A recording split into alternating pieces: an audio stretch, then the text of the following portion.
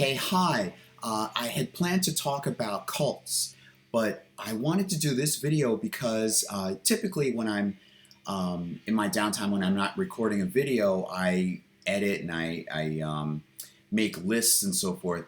And I like to watch lately, I like to watch YouTube videos. And I was watching something with a YouTuber, Buck Angel. This is somebody who had been a woman who always felt like and identified in a manly way. So Buck Angel had hormones. I'm trying to be accurate in how I understand what happened. Um, had hormones and essentially a change, and now has a beard and mustache because of testosterone, I believe, and had top surgery, and um, and speaks out, warning about children who are being pushed into um, the trans movement and altering altering their bodies irrevocably and so forth. So, what I want to talk about is something that gelled with that, and something a friend of mine, a former friend, we're not in contact anymore, but she said that Um,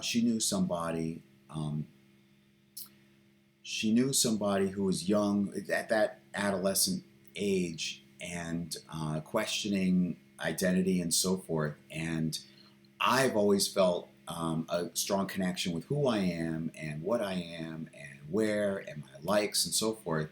And I figured up until recently, I assumed everybody had an awareness of that, of a sense of who they are, themselves, and so forth.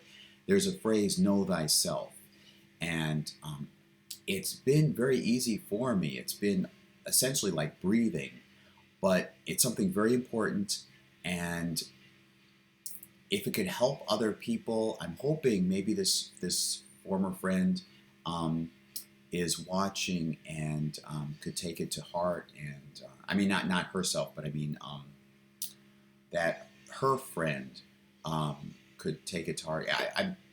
I'm hoping that this video will help people um, and move toward a stronger, healthy sense of self-esteem. So I wrote down about 8. Yes, I know it's not 10, but 8 is a good list too, a good list number 2. Okay, number 1, these are aspects of myself that as a child, I believe, helped keep me aware of myself and who I am and so forth. All right, number 1, mom let me have time free to explore. She let me alone.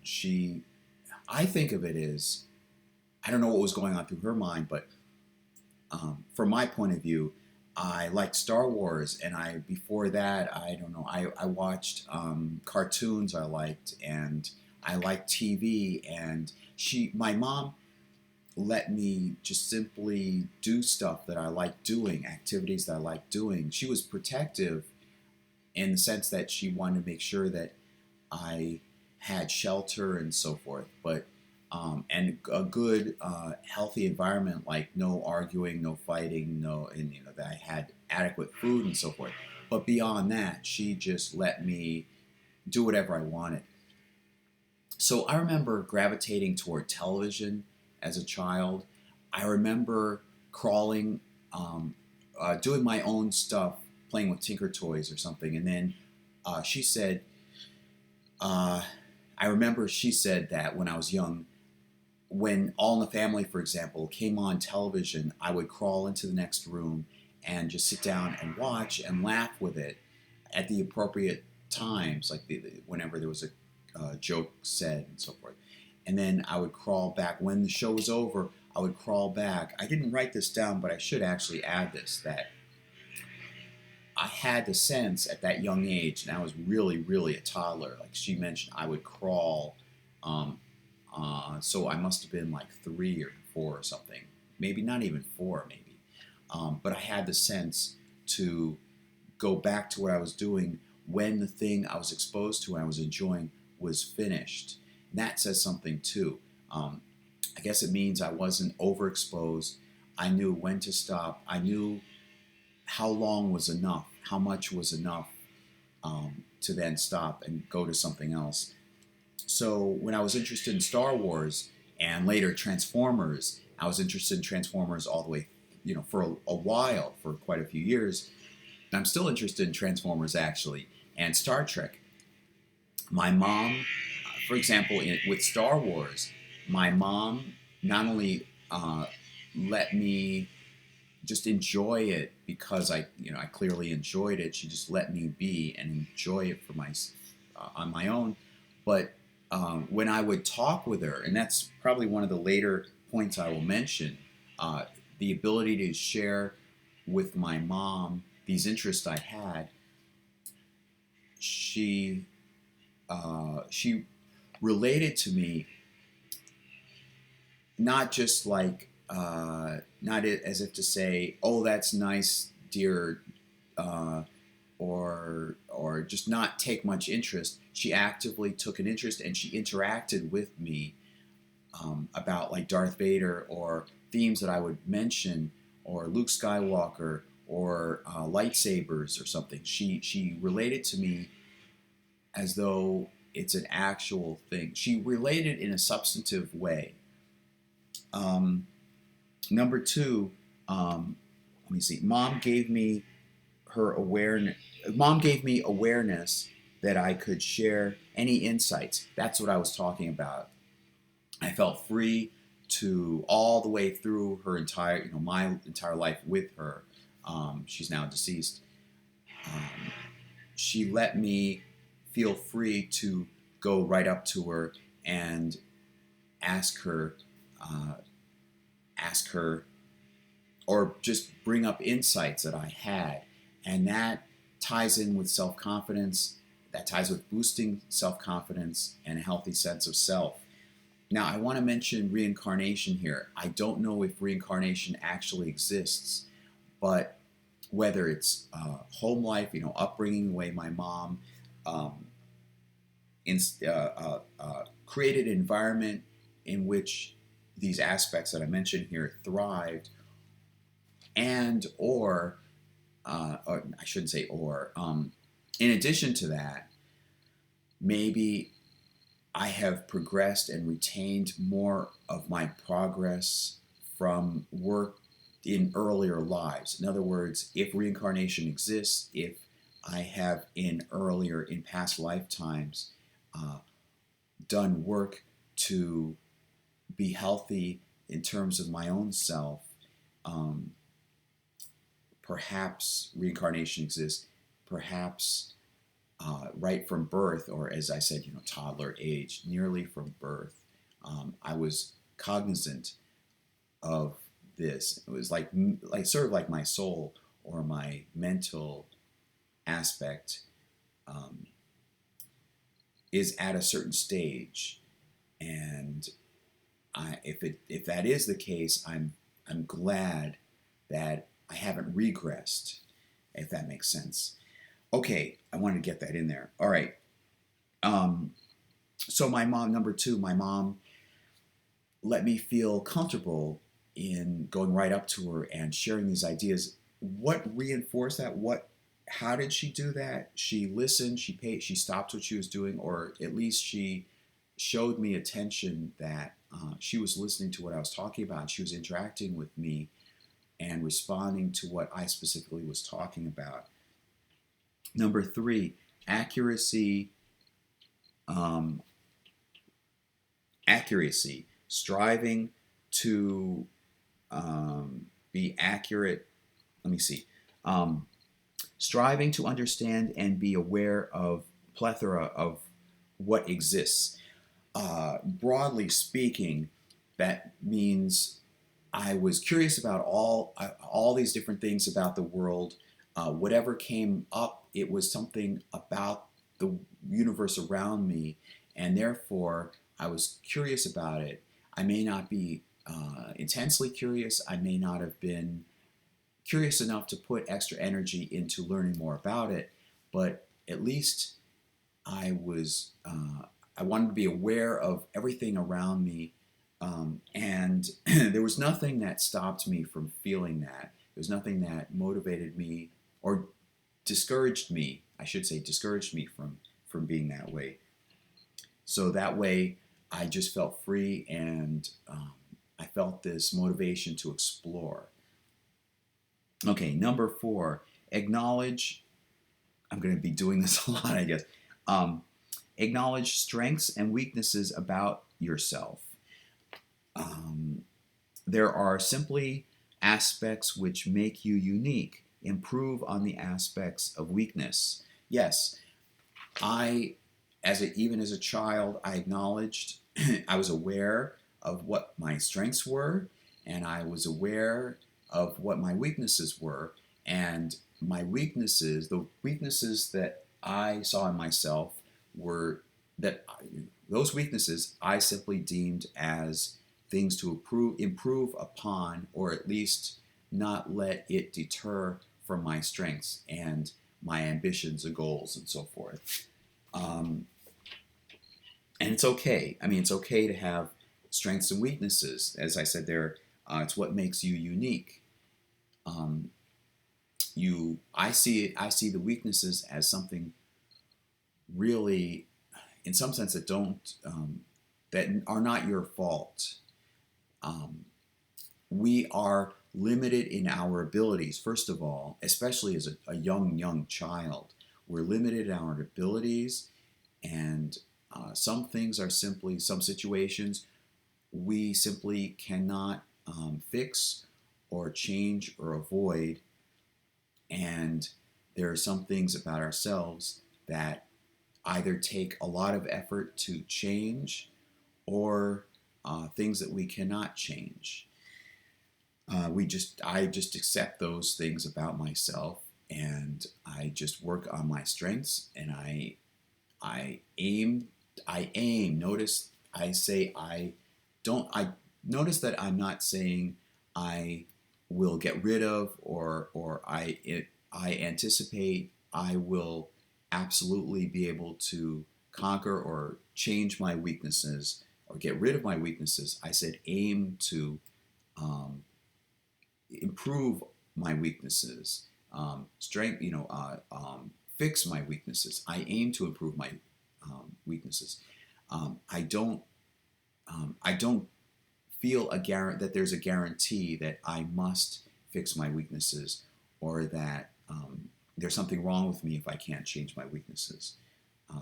They simply exist, and I have to uh, work work and live being aware of them and trying to avoid letting them deter the rest of me. Okay, number 5, listen to what your mind and body tell you. Be in tune with your mind and body.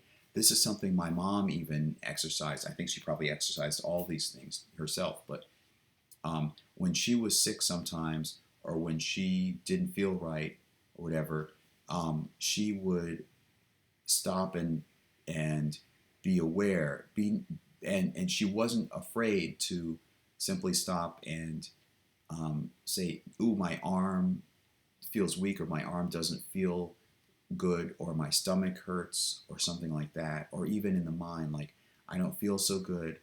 Um, a number of these things are your body or your mind simply telling you something good, something crucial.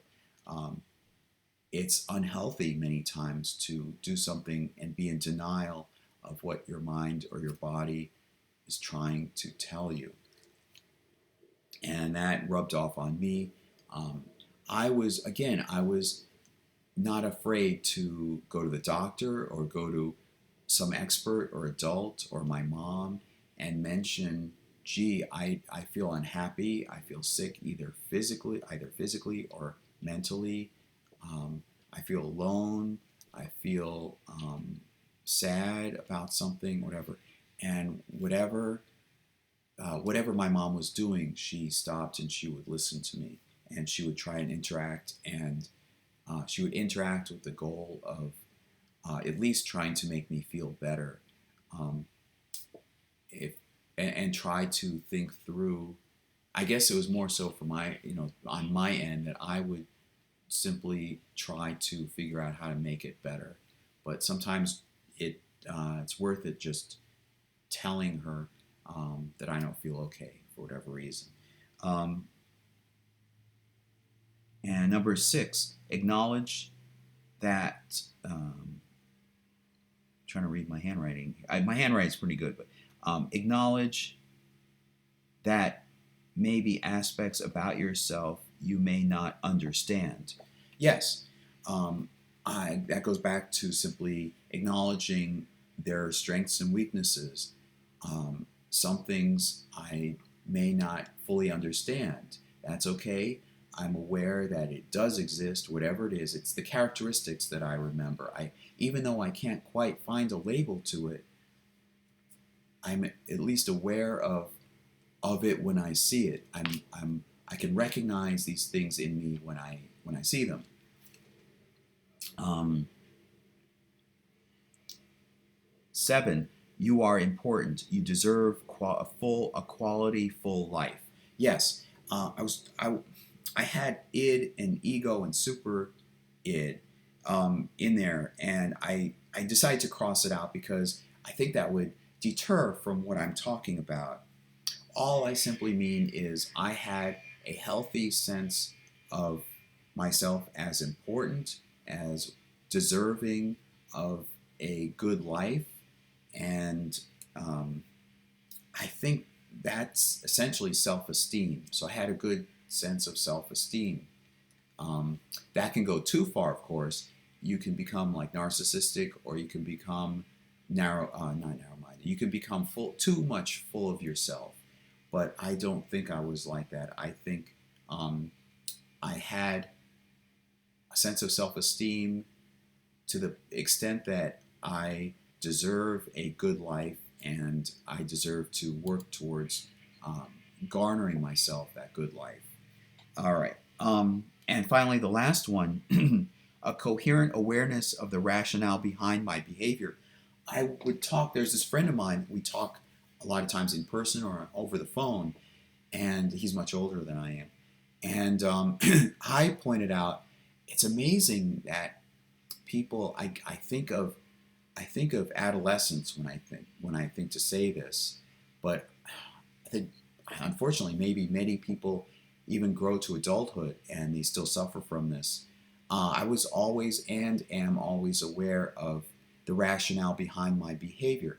I may be misinformed and may be prone to certain behaviors, but I'm always aware of why I'm doing it, what I'm trying to do, and typically I mean well, I have good intentions when I do them. But I think of kids doing things, and then the adult asks, "Why did you do that?" And the kid shrugs his shoulders. I don't know. It always puzzled me. Like, how could the kid put forth effort to do something with no reasoning or no rationale behind why? It's like if I go into a store and I pick up something and take my money out, I'm obviously aware that I want to, I mean, it's obvious to me, and I'm fully aware that I want to buy this. I'm trying to buy this item. Or when I go on the internet and I look up, well, you get what I'm talking about. There's, I guess, just a direct connection with my behavior, between my mind and my behavior. Um, I wonder if maybe kids do know, but they've been conditioned because they're afraid of the outcomes, or maybe they're shy, or maybe they don't have enough self-esteem to be able to say, yes, this is what I was thinking, this is why I did this behavior. I don't know. But again, to wrap that up, I've wrapped up my list, but as a final thought, I want to say this is especially important now because there are kids, especially in this trans movement. Like I've mentioned before, I cross dress, but I fully understand that I'm doing it for certain reasons. I'm doing it for the partly for the fun, but also because there's a certain attraction, certain curiosity, and it feels good sometimes. But I'm fully aware I'm a man. I was born that way, um, and this is like a pastime. It's a hobby. It's like an interesting challenge that I take up. But I don't identify as a woman. Um, I know who I am, a man who's had certain experiences, who's grown up with a single mother in a certain area of the country, and has certain desires and ambitions in life and career goals and so forth. And fully aware of that. But there's this movement. It's being pushed on kids.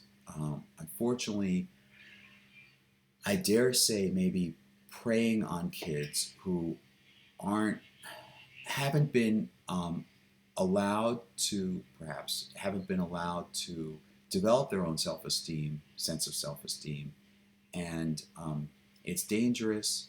Um, like I know I'm heterosexual, I'm attracted to women. I just knew that instinctively. A lot of this is instinct, and I was in tune with that from childhood.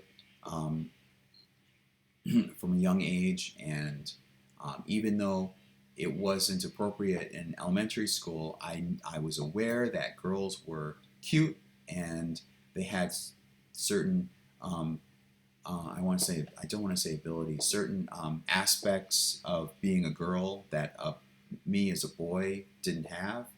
I was fully aware of that. I'm fine with that, and I wish people were free to understand themselves. I guess number one, I put under here under number one, um, having had free time to explore. So I think perhaps all of them are important, but perhaps that is the most important. My mom let me um, just explore on my own and learn and develop, in some sense, I guess, develop my interests and passions before I even had the awareness to decide which things I liked. They were instinctive. Um, I just liked going to the TV and watching a TV show. I just liked telling stories. I just liked drawing.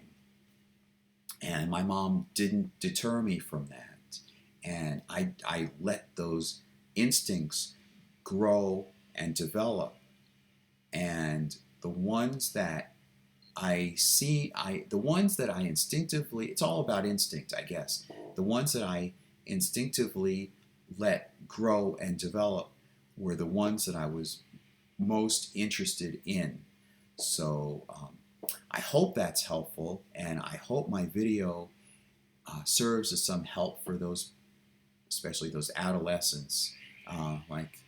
Heaven knows, God knows that we need good role models, and I hope I've been a good role model giving these tips to adolescents and whoever's watching this, but children, because there are other people who are also giving tips and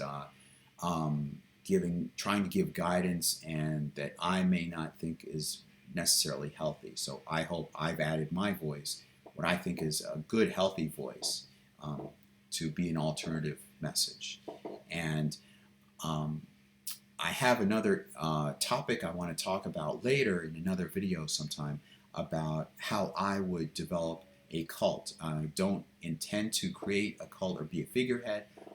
It's fun to think about, but I've been very curious about cults coming up from an interest in the UFO phenomenon and aspects of cults. I think they're one of the most dangerous things in society, and I want to explain how I would develop a cult and maintain it, so that you can be wary of certain signs of cults. So that'll be certainly an upcoming video sometime. So I wish you well, and I'll talk to you, hopefully with you next time. Speaking of that, I did I just uploaded a video before this about interviewing, good interviewing tips. And if you know of any theories yourself about understanding the world better or understanding yourself better, please let me know. Or if you know of somebody, please let me know in the comments. Because I would like to add more. I would like to add, just in general. I haven't done any yet, but I would like to interview people, uh, probably through a split screen effect. Um, so please let me hear about different ideas you'd like to share. Okay, bye.